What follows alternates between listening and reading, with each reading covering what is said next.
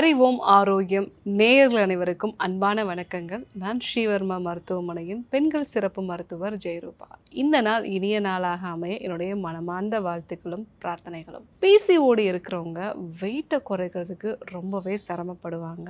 அது எதனால் கஷ்டமாக இருக்குது, இதை எப்படி ஈஸியாக குறைக்கிறது, அதை பற்றி நம்ம இன்றைக்கி பார்க்க போகிறோம். நிறைய இந்த பிசிஓடினால் பாதிக்கப்பட்ட பெண்கள் அண்ட் எஸ்பெஷலி ரீசெண்டாக கூட ஒரு ஐடியில் வேலை பார்க்கக்கூடிய ஒரு பொண்ணு 25 வயசு தான் ஆகுது. டாக்டர், என்னோட ஃபுட்டோட அளவை நான் குறைச்சிட்டேன். கலோரி இன்டேக் வந்து நான் 1000 கலோரிஸுக்கும் கம்மியாக தான் வந்து நான் எடுத்துக்கிறேன்.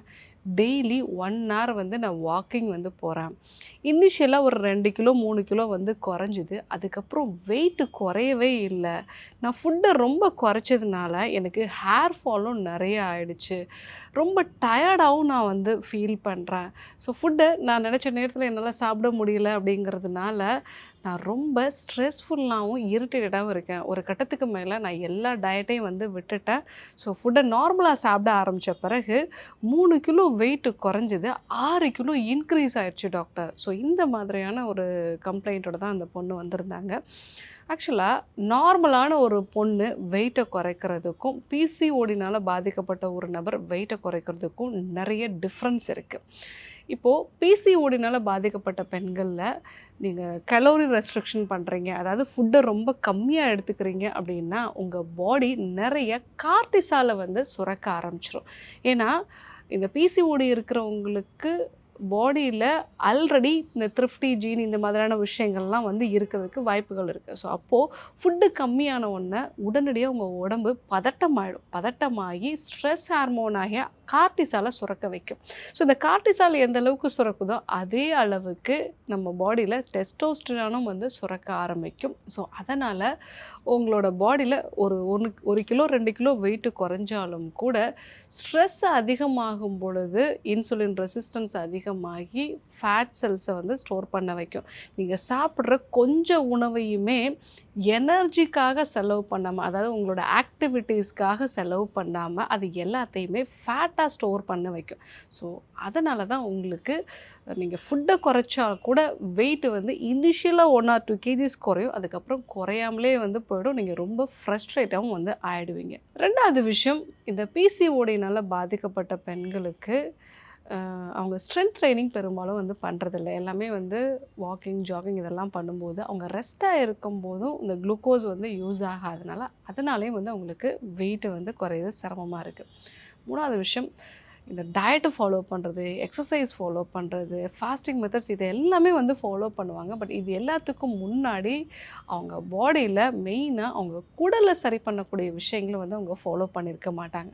ஸோ அதனால தான் அவங்க என்ன தான் ஃபாலோ பண்ணாலும் ஒரு 10 கிலோவே வெயிட்டு குறைச்சாலும் திருப்பியும் 6 மாதத்தில் அது வந்து இன்க்ரீஸ் ஆகுது. திருப்பியும் வெயிட்டு குறைப்பாங்க. ஸோ அப்போது வந்து ஒரு 5 கிலோ வெயிட் குறையும். ஒரு கட்டத்துக்கு மேலே வெயிட்டே வந்து குறையாத ஒரு நிலை. என்ன தான் நீங்கள் டயட் எடுத்துக்கிட்டாலும் சரி, நீங்கள் என்ன தான் எக்ஸசைஸ் ஃபாலோ பண்ணாலும் வெயிட்டே குறையாத ஒரு நிலைக்கு வந்து போயிடுவாங்க. ஸோ அதற்கான ரீசன் வந்து நம்ம பாடி இந்த யோயோ மெத்தட் அப்படின்னு சொல்லுவாங்க. அதாவது மீண்டும் மீண்டும் அந்த விஷயங்கள் மாறி மாறி வர்றதுனால உங்கள் பாடி வந்து ரெசிஸ்டண்ட் ஆயிடுது. ஸோ இதுக்கு எப்படி நம்ம வந்து சரி பண்ணணும்?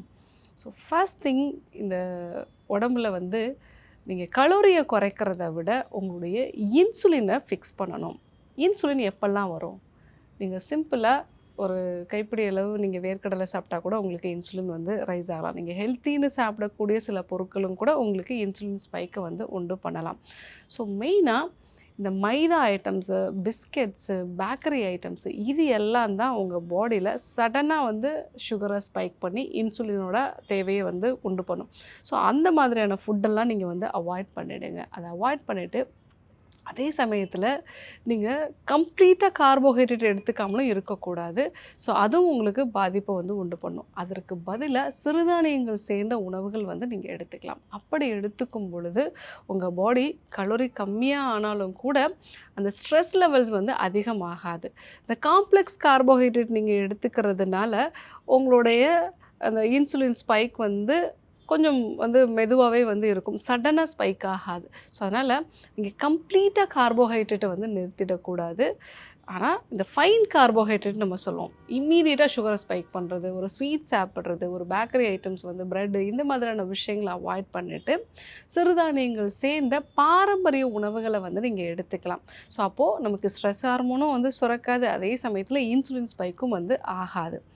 ரெண்டாவது விஷயம், உங்கள் ஸ்ட்ரெஸ்ஸை மேனேஜ் பண்ணுறதுக்கு கண்டிப்பாக ஏதாவது ஒரு சுவாச பயிற்சியோ, இல்லை உங்களுக்கு பிடிச்ச ஏதாவது ஒரு வேலையை, ஒரு கார்டனிங் பண்ணுறது, இல்லை ஒரு ட்ராயிங் பண்ணுறது, இல்லை ஒரு குக்கிங் பண்ணுறது, இந்த மாதிரி ஏதாவது ஒரு விஷயம் நீங்கள் கண்டிப்பாக பண்ணணும். ஸோ வெயிட் லாஸுக்கும் இதுக்கும் என்ன சம்மந்தம் அப்படின்னா, இந்த பிசிஓடினால் பாதிக்கப்பட்ட பெண்களுக்கு இந்த ஸ்ட்ரெஸ் அதிகமாக இருக்கிறதுனால அதுவே வெயிட் லாஸை வந்து ஸ்டாப் பண்ணிடும். ஸோ அப்போது நீங்கள் ஹாப்பியாக இருக்கக்கூடிய விஷயங்களையும் நீங்கள் சேர்த்தே ஃபாலோ பண்ணும்போது ரொம்ப நல்லது. ஸோ நிறைய பேர் நான் வந்து ஹாப்பியாக இருக்கிறது ஃபோன் பார்க்கும்போது தான் ஹாப்பியாக இருக்குன்னு சொல்லிட்டு அந்த விஷயங்களை வந்து ஃபாலோ பண்ணிங்க அப்படின்னா அது இன்னும் கொஞ்சம் வேர்சனாக தான் வந்து ஆகும். ஸோ அதை நீங்கள் அவாய்ட் பண்ணிட்டு உங்கள் ஃபிசிக்கல் ஆக்டிவிட்டியை இம்ப்ரூவ் பண்ணுற மாதிரி, ஸோ ட்ராயிங் இந்த மாதிரி விஷயம் உங்களுக்கு க்ரியேட்டிவிட்டியை வந்து அதிகப்படுத்தும். ஸோ அந்த விஷயங்களை நீங்கள் வந்து ஃபாலோ பண்ணிங்க அப்படின்னா கண்டிப்பாக வெயிட் லாஸுக்கு இது ரொம்பவே வந்து சப்போர்ட்டிவாக இருக்கும். ஸோ பிசிஓடினால் பாதிக்கப்பட்ட பெண் எப்படி வெயிட் லாஸை ஸ்டார்ட் பண்ணணும்? முதல் விஷயம், உங்கள் பாடியை நீங்கள் வந்து ஃபுல்லாக ஒரு வாட்டி செக் பண்ணுங்கள். மெயினாக உங்கள் ஃபாஸ்டிங் இன்சுலின் லெவல் எவ்வளோ இருக்குது, சிஆர்பி லெவல் வந்து எவ்வளோ இருக்குது, தைராய்டு லெவல் வந்து எவ்வளோ இருக்குது, வைட்டமின் டி, இந்த 4 விஷயம் கண்டிப்பாக நீங்கள் வந்து செக் பண்ணி பாருங்கள். ஏன்னா இந்த ஃபாஸ்டிங் இன்சுலின் இருக்குதுன்னு தெரிஞ்சாலே நமக்கு வந்து இன்சுலின் ரெசிஸ்டன்ஸை பற்றி தெரிஞ்சுக்கலாம். சிஆர்பிங்கிறது நம்ம பாடியில் இன்ஃப்ளமேஷன் இருந்தது அப்படின்னா அதை சொல்லக்கூடிய ஒரு விஷயம். ஸோ அதே மாதிரி தான் அந்த வைட்டமின் டி இந்த மாதிரியான விஷயம். தைராய்டு, நான் அந்த பிசிஓடினால் பாதிக்கப்பட்ட பெண்களில் 40% ஆஃப் பீப்புளுக்கு சப்கிளினிக்கல் தைராய்டு வந்து இருக்கும். ஸோ அந்த விஷயத்தை நம்ம வந்து கரெக்டாக கண்டுபிடிக்கணும். நிறைய பேர் வந்து இந்த கீட்டோ ஃபாலோ பண்ணுவாங்க. ஸோ அப்போது கம்ப்ளீட்டாக கார்போஹைட்ரேட்டை அவாய்ட் பண்ணும்போது அவங்க பாடி எகைன் வந்து அந்த ஸ்ட்ரெஸ் ஹார்மோன்ஸை வந்து சுரக்க ஆரம்பிக்கும். ஸோ அந்த கீட்டோ மாதிரியான விஷயங்களும் ஆஃப் லேட்டில் அவங்களுக்கு வந்து பிரச்சனையை வந்து உண்டு பண்ணும். ஸோ நீங்கள் என்ன பண்ணணும், முதல்ல இந்த டெஸ்ட்டெல்லாம் வந்து எடுத்துகிட்டு அடுத்ததாக ஒரு டீடாக்ஸ் மெத்தடை வந்து ஃபாலோ பண்ணணும். ஸோ ஒரு 7 days வந்து கீ டீடாக்ஸோ இல்லை 1 day டீடாக்ஸோ நீங்கள் வந்து ஃபாலோ பண்ணி உங்கள் கட் பாக்டீரியா வந்து பேலன்ஸ்டாக கொண்டு வந்துடணும். மூணாவது விஷயம், இன்சுலின் ஸ்பைக்கை குறைக்கிறதுக்கு காம்ப்ளெக்ஸ் கார்போஹைட்ரேட்டாக எடுத்துக்கோங்க, ஃபைன் கார்போஹைட்ரேட்டை வந்து அவாய்ட் பண்ணிவிடுங்க. நாலாவது விஷயம், ஏதாவது வந்து ஒரு மசில் ஸ்ட்ரென்தனிங் எக்ஸசைஸை வாரத்தில் 3லேருந்து 4 நாள் நீங்கள் செய்யணும். வெறும் வாக்கிங், அந்த ஜாகிங் பண்ணக்கூடிய கார்டியோ மட்டும் உங்களுக்கு பத்தாது. கண்டிப்பாக ஸ்ட்ரென்த் ட்ரைனிங்கும் வந்து நீங்கள் பண்ணணும். அஞ்சாவதாக, ஃபாஸ்டிங் மெத்தடில் சேஃபஸ்ட்டு மெத்தட் என்ன அப்படின்னா 14-10, அதாவது 14 மணி நேரம் வந்து ஃபாஸ்டிங். நைட்டு ஒரு 7 மணிக்கு நீங்கள் வந்து சாப்பிட்றீங்கன்னா காலையில் 9 மணிக்கு உங்களுடைய ஃபுட்டை வந்து நீங்கள் ஸ்டார்ட் பண்ணலாம். இந்த 14-10 இந்த ஃபாஸ்டிங் விண்டோ அப்படிங்கிறது ஹெல்த்தியானது. இதை நீங்கள் ஃபாலோ பண்ணும்போது உங்கள் இன்சுலினோட சென்சிட்டிவிட்டி நல்லாவே இம்ப்ரூவ் ஆகும்.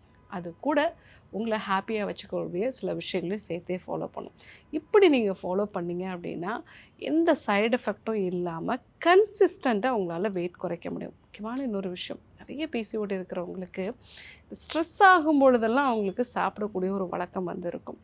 ஸோ அந்த சமயங்களில் நம்மளுக்கு மூச்சு பயிற்சி பண்ணுறதோ, இல்லை எப்போல்லாம் நீங்கள் வந்து ஒரு பதட்டமாக ஃபீல் பண்ணுறீங்களோ, எப்போல்லாம் நீங்கள் வந்து ஸ்ட்ரெஸ்ஃபுல்லாக ஃபீல் பண்ணுறீங்களோ அப்போல்லாமே வந்து 4-7-8 ப்ரீத்திங் டெக்னிக்கை நீங்கள் வந்து ஃபாலோ பண்ணலாம். நல்லா ப்ரீத்தை இன்ஹேல் பண்ணணும். அப்போது 4 கவுண்ட்ஸ் வந்து நம்ம வந்து கவுண்ட் பண்ணிக்கணும். ஒரு 7 எண்ணிக்கைக்கு வந்து அந்த மூச்சை உள்ளே நிறுத்தணும். ஒரு 8 எண்ணிக்கை இருக்கும் பொழுது மூச்சை மெதுவாக வெளிவிடணும். இந்த ஒரு பயிற்சியை நீங்கள் 2 முறை பண்ணீங்க அப்படின்னா ஸ்ட்ரெஸ்ஸாக இருக்கும்போது உங்கள் பேராசிம்பத்தட்டிக் நர்வஸ் சிஸ்டம் ஸ்டிமுலேட் ஆகிறதுனால ஆட்டோமேட்டிக்காக நீங்கள் வந்து ரெஸ்டிங் பொசிஷனுக்கு, ஒரு மைண்ட் ரிலாக்ஸான பொசிஷனுக்கு வந்துடுவீங்க. இதை நீங்கள் ஃபாலோ பண்ணிங்கன்னா அந்த டைமில் நீங்கள் ஃபுட்டு சாப்பிட்றத ஓரளவுக்கு அவாய்ட் பண்ணிக்கலாம். ஸோ இந்த பிசிஓடியில் பாதிக்கப்பட்டவங்க வெயிட் லாஸ் பண்ணுறதுக்கு அப்படிங்கிறது ஒரு ஸ்பெசிஃபிக்காக நீங்கள் அதுக்கான ஒரு ப்ரோட்டோக்கால் ரெடி பண்ணணும். அதே மாதிரி ஒவ்வொரு நபருக்குமே வந்து அது சேஞ்ச் ஆகும்.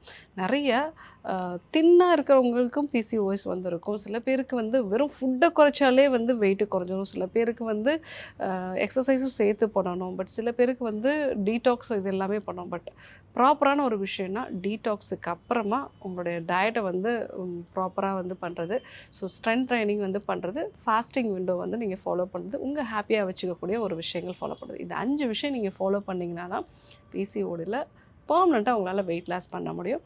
ஸோ இன்றைக்கி பிசிஓடினால் பாதிக்கப்பட்ட பெண்களுக்கு வெயிட் லாஸ் எப்படி பண்ணலாம் அப்படிங்கிறத நம்ம பார்த்தோம். கண்டிப்பாக ஃபாலோ பண்ணி பாருங்கள். யாருக்கெல்லாம் இது தேவைப்படுமோ அவங்களுக்கும் இந்த விஷயத்த சொல்லுங்கள். இதே போன்ற இன்னொரு அற்புதமான தகவலோடு உங்களை சந்திக்கிறேன். நன்றி, வணக்கம்.